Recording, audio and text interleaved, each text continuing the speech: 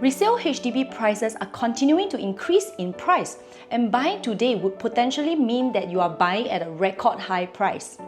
A common concern amongst people who are thinking of entering the resale market today is whether HDB prices will continue to increase in value even as they age. Hello everyone, my name is Melissa and welcome back to my channel. Prices of resale HDBs have been increasing at an exorbitant rate since the start of COVID. Despite cooling measures being introduced in the past, prices have still seen significant growth, despite it being at a slower pace. So the very big question here is, will this trend continue in 2024 or are we heading for a market correction?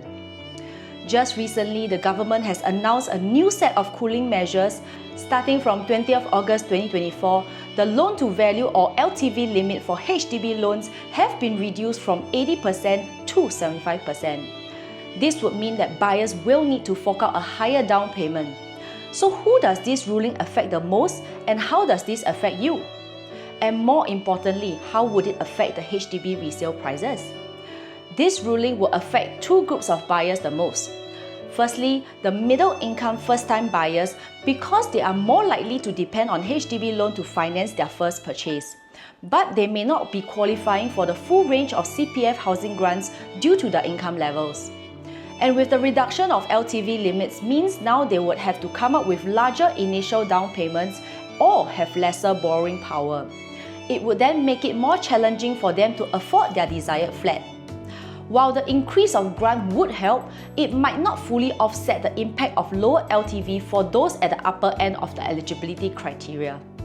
The second group that would be impacted by this new cooling measure would be the second-time HDB buyers, where they are looking to sell their current HDB flat to either upgrade to a larger unit or a better location.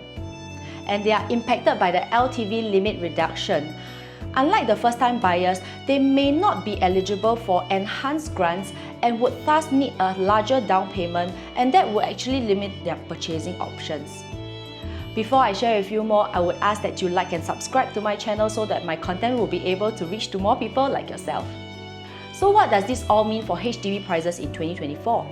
On one hand, the increased grant could keep demand strong, especially among first-time buyers, for those purchasing smaller flats or those in lesser central areas. While prices might continue to rise in certain segments, particularly for well-located or newly MOP flats. The higher down payment requirement might reduce the number of buyers who can afford more expensive or larger flats. So if you are a seller today, do take note that the resale market might face a reduced demand, particularly for higher priced flats, as buyers would need time to adjust to the new borrowing limits, as the higher down payment requirement might reduce the number of buyers who can afford more expensive or larger units. This could either lead to a cooling of price or longer period on the market before a sale is completed. To sum up, HDB prices are still expected to grow in 2024, however at a moderate pace. So if you are a first-time buyer, this might be the time to take advantage of the increased grants, especially if you are looking for a smaller resale flat.